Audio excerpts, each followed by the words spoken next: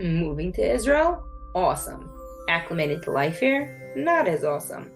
Welcome to Oleh Chadash Toolbox Talks, where co-hosts Ofer Nachshon, CEO of Aliyah Paveway, and Slivko meet twice a month to discuss with different service providers around the country tips and tricks to help you acclimate to your life here in Israel. Good afternoon, everybody. This is Slivko from Aliyah Paveway. I'm here today with Ofer Nachshon, the CEO of Aliyah Paveway. And also with us today is our special guest, Dov Newmark. Good afternoon, gentlemen. Good afternoon. Dov was born and raised in East London, grew up within the B'nai Akiva movement. So for him, Aliyah was never a question of if, but a matter of when. And therefore, in the summer of 2008, Dov moved here with his wife and three daughters, who were 12, 10, and 5, to the town of Modi'in. In January 2009, Dov started working at Nefesh B'Nefesh, and in the 15 years that he was there, he helped over 6,000 people from the UK make Aliyah to Israel.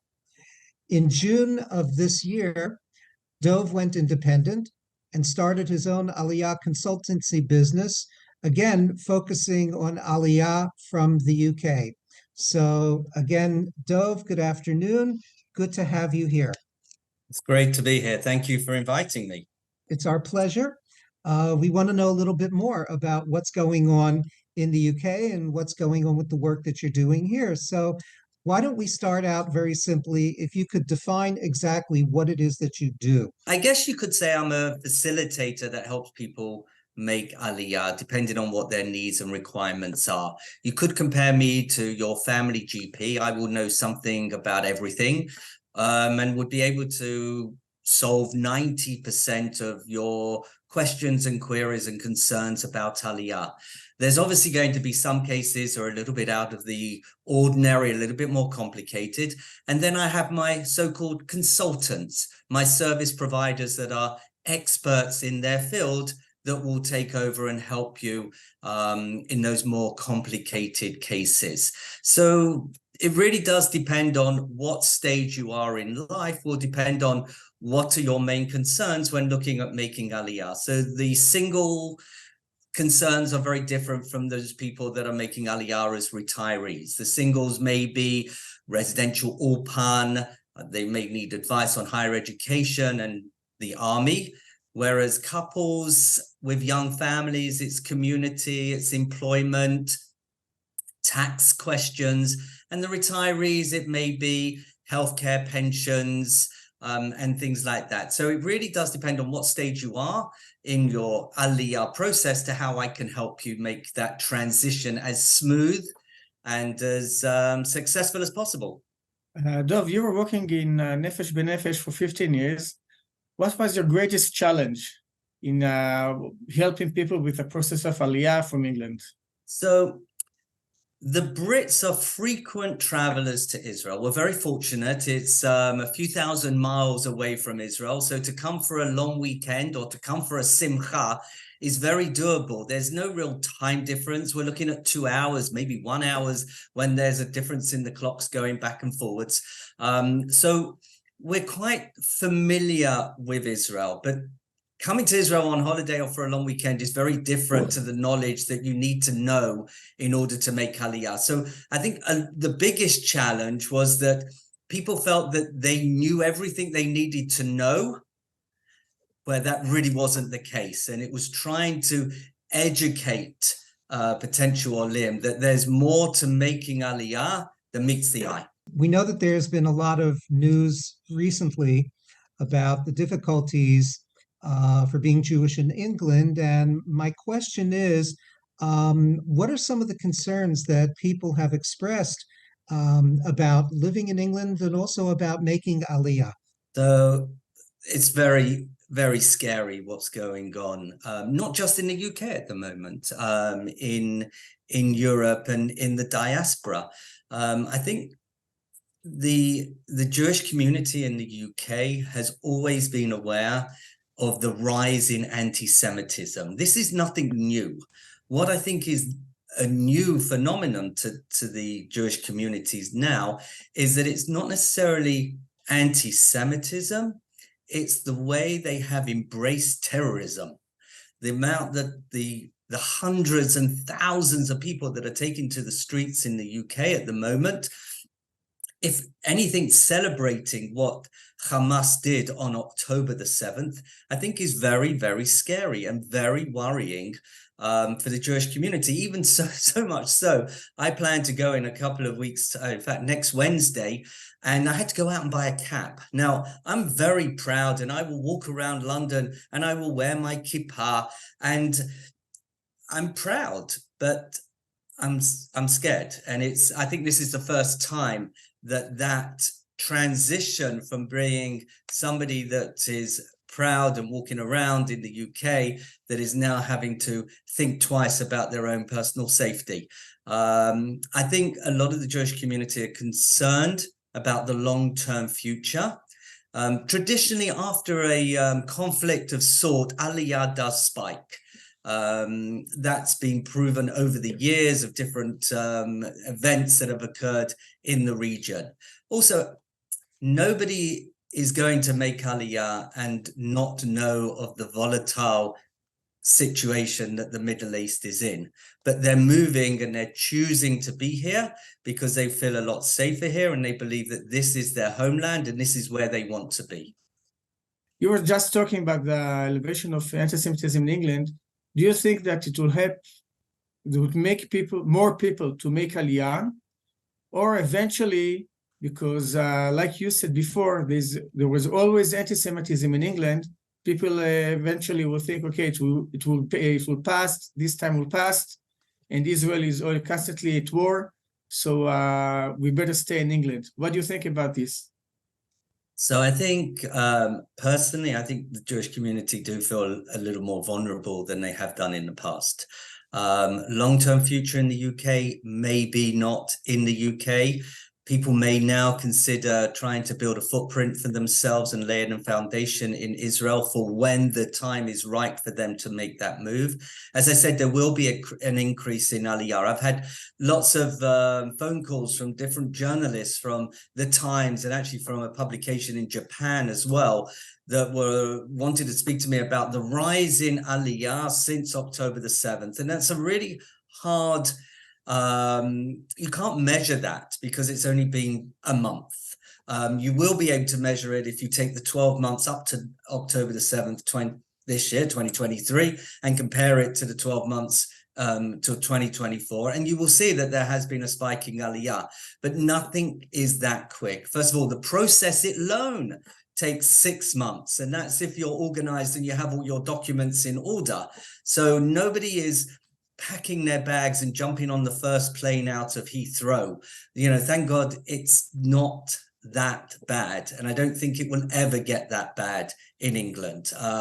You know, we've always been very fortunate to have a government and to have a royal family that allows religious freedom in the UK, so much so in all our services we have a prayer for the government and we have a prayer for the monarchy, because we appreciate that thanks to them we have religious freedom in a country that's not ours.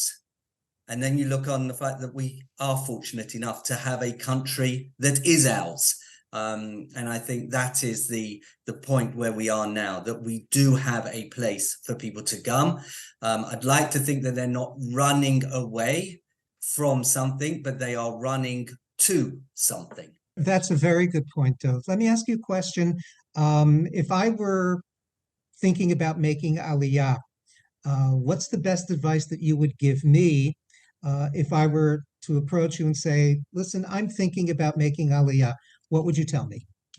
Okay, so that's primarily what I do. And I think the main thing is market research. There's a lot of information out there to help people make Aliyah and help people make a successful Aliyah.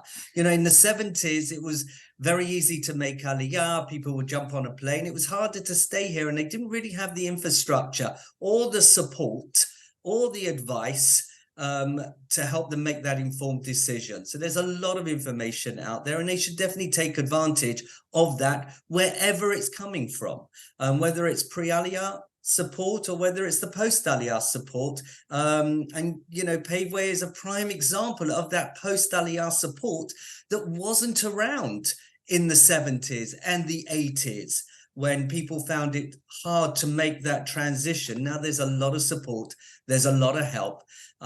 So yeah, it's doing that market research. So when they do come, nobody likes surprises.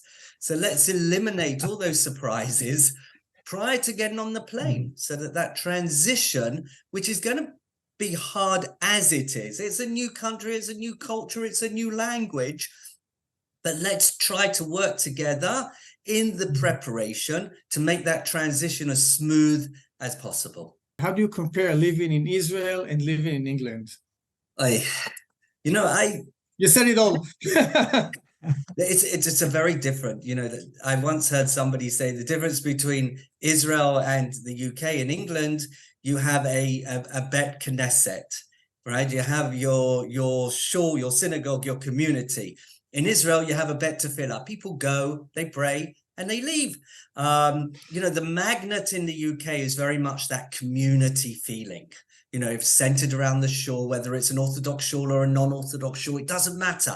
That's your community. That's where you go. That's where you have your social programming, the kiddushim, your friends are there. And, you know, it's very, very center to your Jewish existence in the UK. Unless you move to an Anglo community in Israel, you're not going to get that, because your community is that magnet. You know, schools here in Israel is very much done by catchment area. So the people that live down your road or around your block or in your school, in your class, and the parents are your friends and the kids are their friends, and that's the community. So that's very different, and that takes a lot of getting used to people that are involved in their community, because it's a bit of a culture shock. You know, you come and where's my community? So, you know, as far as choosing the right place to live, these are very important matters that need to be discussed and need to be researched beforehand. What are you looking for in a community? Because as I tell people, if you want to live in a Jewish community in the UK, then you'll go to Northwest London, you'll go to North Manchester, and you know you'll pay a premium for that. But if you want to live in a Jewish community in Israel, you can live anywhere, literally anywhere. But if you want to live in an Anglo community with that soft landing and those Anglo infrastructure, then you're going to have to pay a premium for it. But it may be the difference between a successful Aliyah and a harder Aliyah. And you feel that there are communities like that in Israel? There are so many communities like that in Israel, whether it's the Modi'in where I live, whether it's Ra'anana, it's Beit Shemesh, it's Jerusalem, it's Tel Aviv. My daughter has moved to Karmei Gat, which is a new area that is springing up, which has lots of young married Anglo couples that are moving there. There are so many, and it's only going to get more and more. Why should someone get some help from you? What is your specialty? What is going to be the benefit of help, if using your help in the Aliyah process?